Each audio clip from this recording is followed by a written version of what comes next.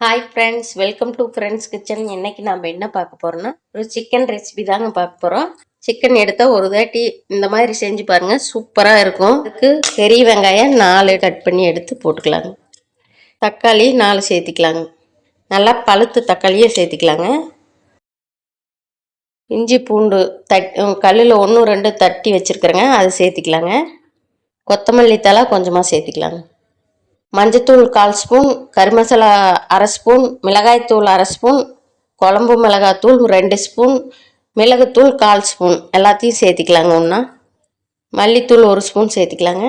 இதை நல்லா கையிலேயே இப்படி நல்லா பிணைஞ்சு விட்டுறலாங்க. அளவுக்கு தக்காளி வெங்காயம் மிளகாத்தூள் எல்லாமே ஒன்றா கலந்து இப்படி பிணைஞ்சோம்னா அது ஒரு டேஸ்ட்டு சூப்பராக இருக்குங்க. சிக்கன் 1 கிலோ எடுத்துருக்குறேங்க, அது சேர்த்திக்கலாங்க. சிக்கனை போட்டு நல்லா கலந்து விட்டுறலாங்க. இந்த அளவுக்கு எல்லா இடத்துலையும் படுற மாதிரி நல்லா கலந்து விட்டுறலாங்க. முந்திரி 6 சேர்த்திக்கலாங்க. தேங்காய் ஒரு 1/2 மூடி சேர்த்திக்கலாங்க.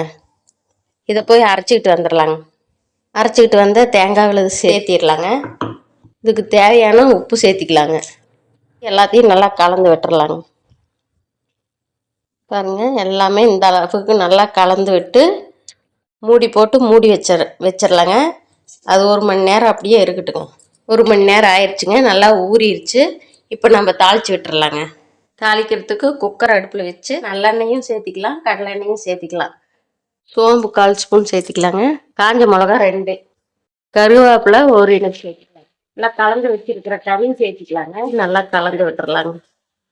இந்த அளவுக்கு கலந்து விட்டுட்டு பட்டை கிராம்பு ஏலக்காய் பொடி சேர்த்திக்கலாங்க. கொஞ்சமாக எல்லாம் நல்லா கலந்து விட்டுறலாங்க. ஒரு 1/4 டம்ளர் தண்ணி சேர்த்திக்கலாங்க. நல்லா கலந்து விட்டுறலாங்க. குக்கர் மூடி போட்டு ஒரு 3 விசில் விட்டுறலாங்க. அவ்வளோதாங்க, 3 விசில் விட்டாச்சுங்க. இப்போ ஓப்பன் பண்ணிடலாங்க.